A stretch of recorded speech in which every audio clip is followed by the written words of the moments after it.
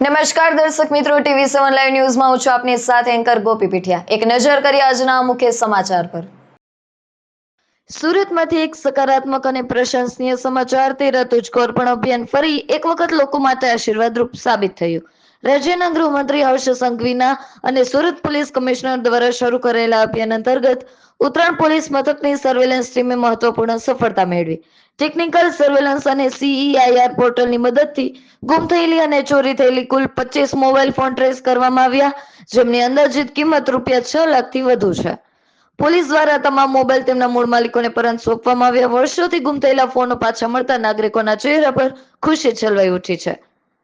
ઉત્તરાયણ પોલીસની આ કામગીરીને લઈને શહેરમાં ભારે પ્રશંસા થઈ રહી છે। પોલીસ અધિકારીઓએ જણાવ્યું કે આધુનિક ટેકનોલોજી દ્વારા ગુનેગારો સુધી પહોંચવું અને નાગરિકોની મિલકત સુરક્ષિત રાખવી એ તેમની પ્રથમ પ્રાથમિકતા છે।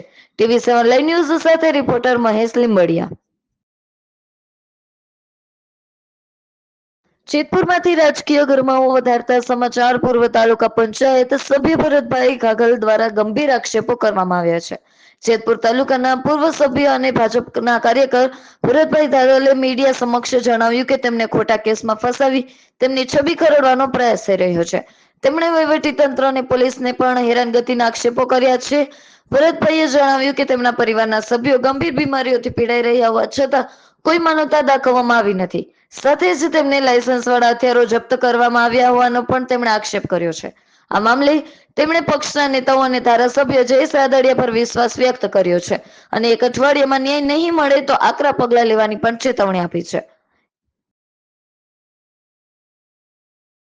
અમરેલીમાંથી ચોંકાવનારા સમાચાર। સાવરકુંડલા પંથકમાં ફરી ભૂકંપના આંચકાઓથી લોકોમાં ભયનો માહોલ જોવા મળ્યો છે। અમરેલી જિલ્લાના સાવરકુંડલામાં મિતિયાળા વિસ્તારમાં માત્ર 5 કલાકના ગાળામાં 3 વખત ધરાધ્રુજી ઉઠી। બપોરે 4:10 વાગે પહેલો, 4:30 બીજો અને રાત્રે 8:50 ત્રીજો આંચકો અનુભવાયો। રાત્રે આવેલા આંચકાની તીવ્રતા રિક્ટર સ્કેલ પર 1.5 નોંધાતા લોકોમાં ભારે ફફડાટ ફેલાયો હતો અને લોકો ઘરની બહાર દોડી આવ્યા હતા। આ ઘટનાને લઈને સ્થાનિક ધારાસભ્ય મહેશ કેશવાળાએ રાજ્યના મુખ્યમંત્રી ભૂપેન્દ્ર પટેલને અમરેલી કલેક્ટર સાથે વાતચીત કરી પરિસ્થિતિ અવગત કરાવ્યા હતા। મુખ્યમંત્રી દ્વારા તાત્કાલિક ટેકનિકલ ટીમ મોકલવાની ખાતરી આપવામાં આવી છે। TV7 લાઈવ ન્યૂઝ સાથે રિપોર્ટર મનીષ રામાણી, અમરેલી। અમરેલીમાંથી બ્રેકિંગ સમાચાર। દામનગર લીલિયા પંથકમાં અચાનક વાતાવરણમાં પલટો આવતા કરા સાથે વરસાદ વરસ્યો છે। અમરેલી જિલ્લાના દામનગર અને લીલિયા વિસ્તારોમાં અચાનક હવામાન બદલાતા કરા સાથે વરસાદ શરૂ થયો હતો। ઉનાળાની ગરમી વચ્ચે અચાનક પલટાથી વાતાવરણ ઠંડુ બન્યું, પરંતુ ખેડૂતો માટે ચિંતાનો વિષય ઉભો થયો છે। કેટલાક વિસ્તારોમાં કરા પડતા ઉભા પાકને નુકસાન થવાની ભીતિ વ્યક્ત કરવામાં આવી રહી છે। સ્થાનિક લોકો મુજબ હવામાનમાં આકસ્મિક ફેરફારને કારણે રોજિંદા જીવન પર પણ અસર પડી છે। હવામાન વિભાગ દ્વારા આગામી દિવસો પર પણ અસ્થિર હવામાન રહેવાની શક્યતા વ્યક્ત કરવામાં આવી છે, જેને કારણે ખેડૂતો સાવચેત રહે તેવી સૂચના આપવામાં આવી છે। TV7 લાઈવ ન્યૂઝ સાથે રિપોર્ટર મનીષ રામાણી, અમરેલી। બાવળા તાલુકામાં શ્રદ્ધા અને સેવાનું સુંદર ઉદાહરણ સામે આવ્યું છે। બાવળા તાલુકામાં બગોદરા ગામ નજીક નવજીવન સખી મંડળની જગ્યામાં ચોટીલા ચામુંડા મંદિરે પગપાળા જતા યાત્રાળુઓ માટે સેવા કેમ્પનું આયોજન કરવામાં આવ્યું છે।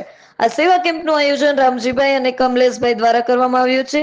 કેમ્પમાં યાત્રાળુઓ માટે ચા, નાસ્તો, જમવાનું તેમજ મેડિકલ સુવિધા પણ ઉપલબ્ધ કરાય છે, જેથી યાત્રાળુઓને રાહત મળી રહે।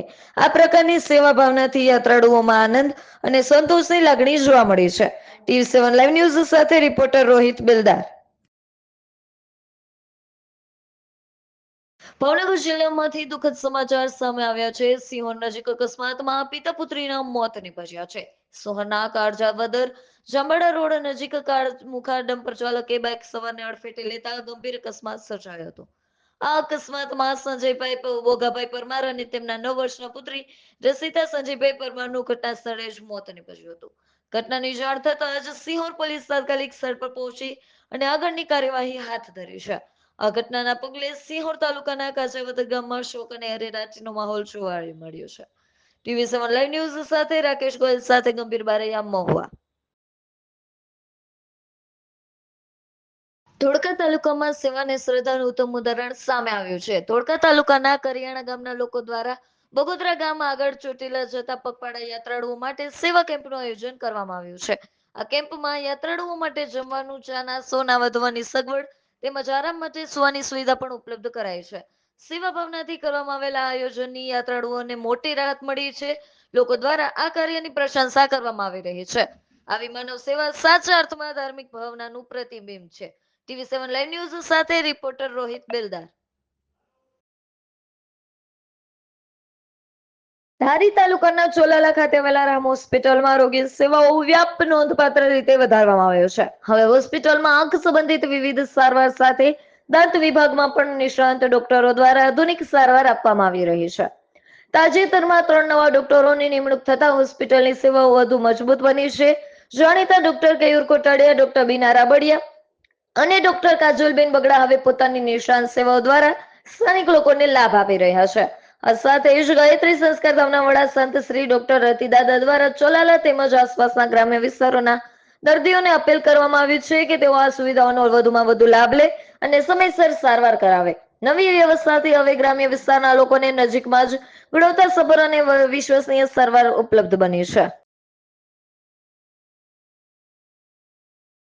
અમરેલી જિલ્લાના ધારી તાલુકાના કુશિયાદડ ગામમાં આજે ભયાનક આગની ઘટના સામે આવી છે. ગામના સ્મશાનમાં અચાનક આગ લાગતા સમગ્ર વિસ્તારમાં દહેશત મુકાયો હતો. પ્રાપ્ત માહિતી અનુસાર કુશિયાદડ ગામના સ્મશાન વિસ્તારમાં આવેલી વીજળીની લાઇનમાં થયેલા શોર્ટ સર્કિટના કારણે આગ ભભૂકી ઉઠી હતી. આગ એટલી વિકરાળ બની હતી કે થોડી જ વારમાં સ્મશાનનો મોટો ભાગ બળીને ખાખ થઈ ગયો. સ્થાનિક લોકો આગ જોતા જ તાત્કાલિક ઘટના સ્થળે દોડી આવ્યા હતા અને આગને કાબૂમાં લેવા માટે પોતાના સ્તરે પ્રયાસો હાથ ધર્યા હતા. ઘટનાની જાણ થતાં જ ફાયર બ્રિગેડને પણ જાણ કરવામાં આવી, જે બાદ આગને કાબૂમાં લેવા કામગીરી હાથ ધરાઈ હતી. આ ઘટનામાં સ્મશાનની અંદર આવેલા ઝાડ, ઝાંખરા, લાકડા અને અન્ય સામાન પણ સંપૂર્ણ રીતે બળી ગયા હોવાનું સામે આવ્યું છે. સદભાગ્યે આ ઘટનામાં કોઈ જાનહાનિ નોંધાઈ નથી. રાજકોટમાં કરોડોની છેતરપિંડીના કાંડ ઝડપાયા છે. 2 આરોપીઓ ઝડપાયા, અન્યની શોધખોળ ચાલુ છે. રાજકોટ શહેરમાં રોકાણકારોને ઊંચા વળતરની લાલચ આપીને કરોડોની છેતરપિંડી કરનારા ગેંગનો ભાંડો ફૂટ્યો છે. આરોપીઓએ મીશા નામની પેઢી દુબઈમાં રજીસ્ટર હોવાનું કહીને લોકોના રોકાણ કરવા પ્રેર્યા હતા, પરંતુ બાદમાં તો વળતર આપ્યું અને ન તો મૂડી પરત કરી અને વિશ્વાસઘાત કરી ફરાર થઈ ગયા. આ કેસમાં કુલ 1,74,00,000થી વધુ રોકાણ કરાવવામાં આવ્યું હોવાનું સામે આવ્યું છે. રાજકોટ શહેરના આર્થિક ગુના નિવારણ શાખાએ ઝડપી કાર્યવાહી કરતા 2 આરોપીઓને ગણતરીની કલાકોમાં જ ઝડપી પાડ્યા છે. સુરત અને રાજકોટમાંથી પકડી પાડ્યા બાદ પહેલા આરોપી ગૌરાંગભાઈ મનસુખભાઈ ખુંટ અને બીજા આરોપી અરવિંદભાઈ લાલજીભાઈ ખુંટને ઝડપવામાં આવ્યા છે.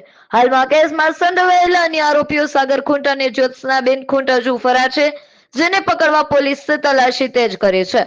પોલીસ દ્વારા આ કૌભાંડનો ભોગ બનનાર અન્ય નાગરિકોને આગળ આવી ફરિયાદ નોંધાવવાની અપીલ કરવામાં આવી છે. ત્યારે આ કેસ ફરી એક વખત ચેતવણી સામે છે કે ઊંચા વળતરના લાલચમાં આવીને અજાણી પેઢીમાં રોકાણ કરવા પહેલા પૂરતી તપાસ જરૂરી છે.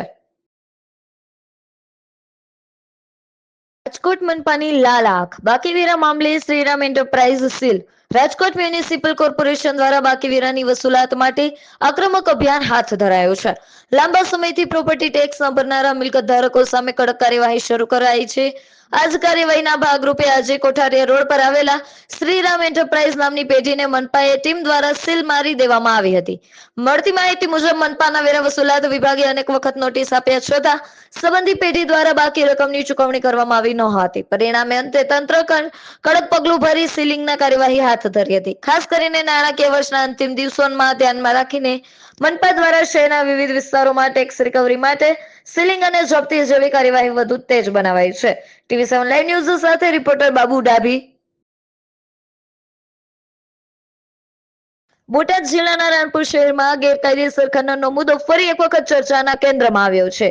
ભાદર નદી અને ગોમા નદીના વિસ્તારમાં ખનીજ માફિયાઓ બેફામ બની ગયા હોવાના આક્ષેપો ઉઠ્યા છે. તંત્રની કામગીરી પર પણ હવે ગંભીર સવાલો ઉભા થયા છે. રાણપુર શહેરમાં નજીકમાં આવેલી નદીઓના પટ્ટા વિસ્તારમાં ગત કેટલાક દિવસોથી રેતીનું ગેરકાયદેસર ખનન કરવામાં આવ્યું છે. સ્થાનિક સૂત્રો મુજબ શહેરની નર્સરી અને સરકારી ITI પાછળના વિસ્તારોમાં મોડી રાત્રે ડમ્પર અને ટ્રેક્ટરો મારફતે મોટી માત્રામાં રેતી ઉઠાઈ લઈ જવામાં આવી રહી હતી. છેલ્લા 10 દિવસથી સતત ચાલતી આ પ્રવૃત્તિ છતાં તંત્ર દ્વારા કોઈ કડક કાર્યવાહી કરવામાં આવી નથી, જેને કારણે લોકોમાં રોષ ફેલાયો છે. સ્થળ પર આજે પણ મોટી માત્રામાં રેતીનો જથ્થો જોવા મળી રહ્યો છે, જે આજે ગેરકાયદેસર પ્રવૃત્તિની સાક્ષી આપે છે.